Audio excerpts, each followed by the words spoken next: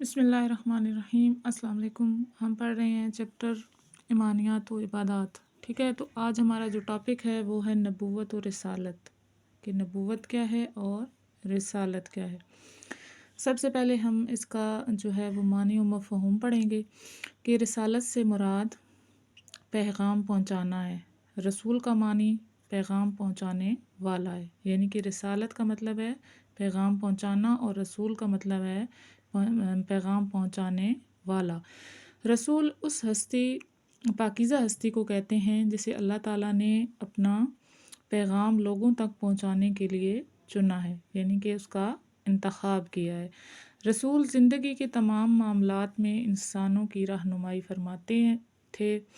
تمام انبیاء کرام علیہ السلام توحید کا پیغام لے کر آئے۔ ہر نبی کی دعوت یہی تھی کہ اللہ کے سوا کوئی معبود نہیں، یعنی کہ اللہ کے سوا ہمارا کوئی رب نہیں، وہ اکیلے ہیں۔ انبیاء کرام علیہ السلام کی بعثت کا مطلب ہوتا ہے بھیجنا، یعنی کہ ان کو بھیجنے کا جو سلسلہ ہے وہ حضرت آدم علیہ السلام سے شروع ہوا اور آخری نبی حضرت محمد رسول اللہ خاتم النبیین صلی اللہ علیہ وآلہ وسلم پر ختم ہو گیا۔ تمام نبیوں اور رسولوں کی نبوت اور رسالت پر ایمان لانا عقیدہ رسالت کا لازمی حصہ ہے۔ آگے ہے کہ انبیاء کرام علیہ السلام کی مشترکہ صفات جو کہ تمام انبیاء میں پائی جاتی ہیں۔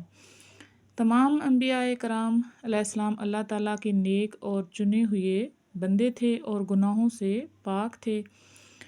اسے جو ہے وہ عقیدہ عصمت انبیاء کرام علیہ السلام کہتے ہیں۔ عصمت کا مطلب ہوتا ہے پاک دامن، ٹھیک ہے، گناہوں سے پاک۔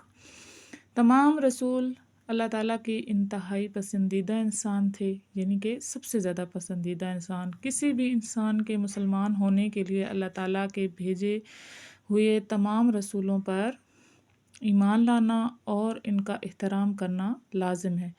نبوت اللہ تعالیٰ کی طرف سے عطا کردہ خاص وصف ہے، یعنی کہ وصف کا مطلب ہوتا ہے خوبی اور مرتبہ ہے۔ یہ مرتبہ اپنی ذاتی محنت یا کوشش سے حاصل نہیں کیا جا سکتا۔ اللہ تعالیٰ نے انسانوں کی ہدایت کے لیے کم و بیش، یعنی کم یا زیادہ 1,24,000 پیغمبر بھیجے۔ قرآن مجید میں صرف چند انبیاء علیہ السلام کا ذکر ہوا ہے، ٹھیک ہے، تذکرہ کیا گیا ہے۔ اللہ تعالیٰ کا ارشاد ہے، خود اللہ تعالیٰ فرما رہے ہیں، اور یقیناً ہم آپ سے پہلے کئی رسول بھیجے ہیں، ٹھیک ہے، ان میں کچھ تو ایسے ہیں جن کے حالات آپ سے بیان کر دیے ہیں اور کچھ ایسے ہیں جن کے حالات جو ہے وہ بیان نہیں کیے۔ دنیا میں کوئی ملک یا جگہ ایسی نہیں جہاں اللہ تعالیٰ کے نبی نے اللہ تعالیٰ کا پیغام نہ پہنچایا ہو۔ اللہ تعالیٰ نے اپنا پیغام دنیا کے گوشے گوشے میں اپنے نبیوں کے ذریعے سے پہنچایا ہے، یعنی کہ دنیا کے ہر کونے میں۔ اللہ ارشاد باری ہے کہ اور ہر قوم کے لیے ایک ہدایت پہنچانے والا ہوا ہے، یعنی کہ اللہ کی طرف سے ایک منتخب بندہ دنیا کے ہر قوم میں اسلام کا پیغام جو ہے وہ لے کر گیا ہے۔ اللہ تعالیٰ نے قرآن مجید میں فرمایا ہے کہ تمام رسولوں اور انبیاء کرام علیہ السلام میں اللہ تعالیٰ پر ایمان لانے کے اعتبار سے کوئی فرق نہیں۔ اعتبار مطلب ہوتا ہے بھروسہ، یقین۔ اور اللہ تعالیٰ نے قرآن مجید میں فرمایا ہے، ان سب نے کہا ہم اللہ کے رسول میں سے کسی کے درمیان ایمان لانے میں تفریق نہیں کرتے۔ تفریق کا مطلب ہوتا ہے فرق نہیں کرتے۔ نبی اور رسول میں فرق، کہ نبی اور رسول میں کیا فرق ہے؟ اسلامی اصطلاح میں رسول اس ہستی کو کہا جاتا ہے، ہستی کا مطلب ہوتا ہے وجود، روح، کوئی چیز، جسے اللہ تعالیٰ نے اپنے احکام کی تبلیغ کے لیے، احکام ہوتا ہے حکم کی جمع، تبلیغ کے لیے اپنی مخلوق کی طرف بھیجا ہو۔ رسول کو نبی بھی کہا جاتا ہے۔ نبی کے معنی ہیں خبر دینے والا، چونکہ رسول لوگوں کو اللہ تعالیٰ کی ارشادات سے آگاہ کرتا ہے اور اس لیے اسے نبی بھی کہا جاتا ہے۔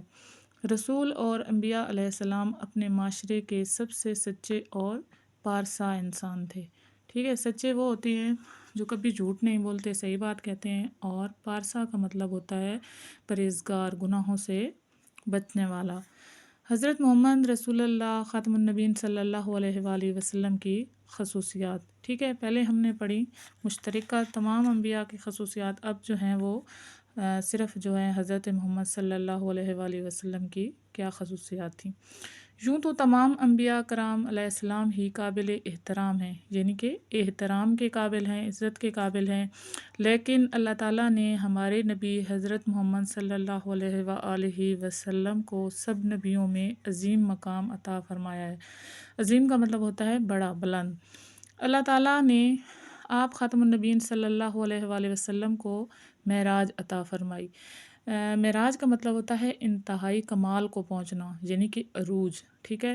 اور معراج کے بارے میں آپ بھی جانتے ہوں گے کہ اللہ تعالیٰ نے نبی کریم صلی اللہ علیہ وآلہ وسلم کو آسمان پہ بلایا اور وہاں پہ جنت اور دوزخ اور لوگوں کے حالات دکھائے۔ معراج کے موقع پر آپ خاتم النبیین صلی اللہ علیہ وآلہ وسلم نے تمام انبیاء کرام صلی اللہ علیہ وسلم کی امامت فرمائی۔ امامت کا مطلب ہوتا ہے منصب یا کام وغیرہ، یعنی کہ بڑا ہونا، لیڈ کرنا کسی چیز کو، اور اللہ تعالیٰ سے ملاقات کا شرف حاصل ہوا۔ شرف کا مطلب ہوتا ہے، شرف کا مطلب یہ ہوتا ہے کہ مقام۔ روز محشر اللہ تعالیٰ نبی کریم خاتم النبیین صلی اللہ علیہ وآلہ وسلم کو درجہ ذیل جو ہے عظیم مراتب عطا فرمائیں گے۔ روز محشر یعنی کہ قیامت کے دن کون سا مقام ہوگا؟ سب سے پہلے مقام محمود۔ محمود کا مطلب ہوتا ہے جس کی سب سے زیادہ تعریف کی جائے، وہ مقام جو ہے وہ دیا جائے گا رسول پاک کو۔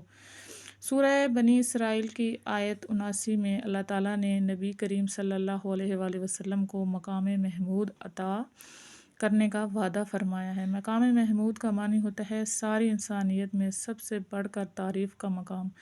مقام محمود کا سب سے مستند علیحدہ جو مفہوم یہ ہے، پکا جو ہے، پرفیکٹ یہ ہے کہ نبی کریم صلی اللہ علیہ وآلہ وسلم کو ساری انسانیت کی شفاعت کا منصب، مقام، منصب کا مطلب ہوتا ہے مقام، عطا کیا گیا۔ اور آگے ہے شفاعت کبریٰ، ٹھیک ہے۔ شفاعت کا مطلب ہوتا ہے کسی کی سفارش کرنا، کبریٰ مطلب ہوتا ہے بڑی، صغریٰ کہتے ہیں چھوٹے کو اور کبریٰ ہوتا ہے بڑا۔ قیامت کے دن دنیا بھر کے انسان اس دن کی شدت اور ہولناکی کا مطلب ہوتا ہے خوف زدہ ہونا، یعنی گھبراہٹ کی کیفیت اور حالت میں ہونا کی وجہ سے پریشان ہوں گے، ٹھیک ہے، اور حساب کتاب شروع ہونے کے منتظر ہوں گے، انتظار کر رہے ہوں گے کہ کب حساب کتاب ہوگا۔ اس دن اللہ تعالیٰ نبی کریم خاتم النبیین صلی اللہ علیہ وآلہ وسلم کی سفارش پر، یعنی کہ سفارش ہوتا ہے کسی کی تصدیق کرنا، کسی کی مدد کرنا، پر حساب کتاب کا آغاز فرمائیں گے۔ اس سفارش کو احادیث مبارکہ میں شفاعت کبریٰ کا نام دیا گیا ہے۔ آگے ہے حوض کوثر، ٹھیک ہے۔ حوض کوثر یعنی کہ بہشت، جنت میں ایک حوض کا نام ہے۔ حوض ہوتا ہے یعنی کہ پانی کا ایک گڑھا بھی کہہ سکتے ہیں ہم، تو یہ اس کو حوض کہا جاتا ہے کیونکہ یہ جنت میں ہے۔ قیامت کے دن کی شدید ترین گرمی ہوگی۔ اللہ تعالیٰ نبی کریم خاتم النبیین صلی اللہ علیہ وآلہ وسلم کو حوض کوثر عطا فرمائیں گے۔ آپ خاتم النبیین صلی اللہ علیہ وآلہ وسلم اس حوض سے جس کو چاہیں گے پانی پلائیں گے، ٹھیک ہے۔